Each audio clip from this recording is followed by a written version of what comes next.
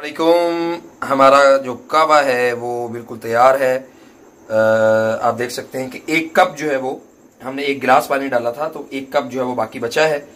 अब हम इसको अस्सलाम वालेकुम वरहमतुल्लाहि वबरकातुहू। मैं इंशाअल्लाह ताला अभी मैंने दो तीन दिन पहले मैंने एक वीडियो अपलोड की थी कि जो कोरोना वायरस है उसके लिए जो कावा आपने पीना है और जो इसमें चीज़ें खाने वाली हैं, यानी दो तरीके से मैंने इसका इलाज बताया था।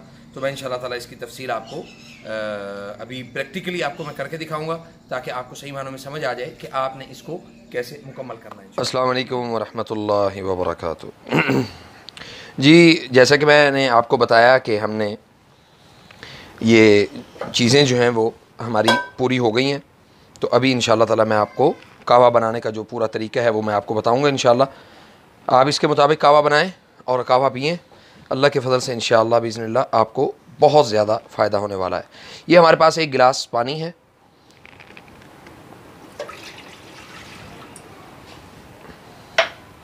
ये हमारे पास शहद है, ये इसको अरबी में सन्नूत भी बोलते हैं, सौंफ, और ये सना मक्की है, और ये पिसी हुई कलवंजी है, और ये हमारे पास है पिसा हुआ ज़ीरा। अब जिस तरह के मैंने पहले बताया था कि जिस शख्स को बुखार और यानी इसके साथ मसला होगा, मिसाल के तौर पे कोरोना उसका पॉजिटिव आ गया है, तो वो शख्स आधा चम्मच जो छोटा टीस्पून है उसके बराबर ये लेगा, और इसको इसमें ये तकरीबन इतना, इसको इसमें एक चम्मच शहद में आप उसको मिक्स करके वो भी उसको खिला सकते हैं उस मरीज़ को।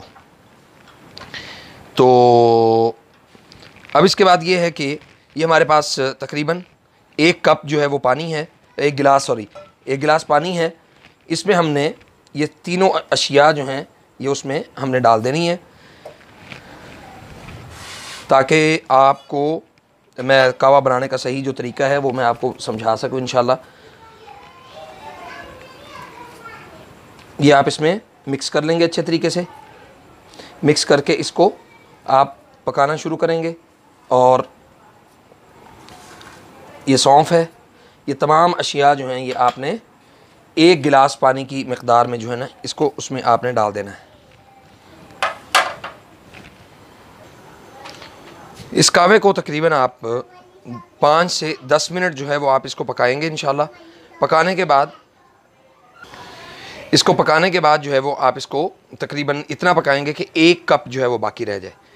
तो इंशाल्लाह बिइज़्निल्लाह उसके बाद वो कप थोड़ा थोड़ा हल्का, यानी उसको जब नीम गर्म हो जाए, वो फुल गर्म नहीं पीना, नीम गर्म हो जाए, तो अपने जायके के लिए आप उसमें शहद भी डाल सकते हैं, और जायका मज़ीद अच्छा और बेहतर करने के लिए इन 3 चीज़ों के अलावा आप इसमें जो इलायची है वो भी डाल सकते हैं।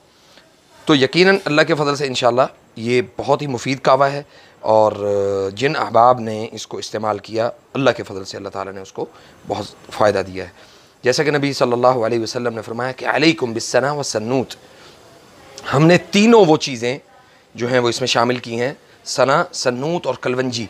ये तीनों चीज़ों का कावा जो है वो आपको बहुत ज़्यादा फ़ायदा देने वाला है अल्लाह के फजल करम से इंशाअल्लाह।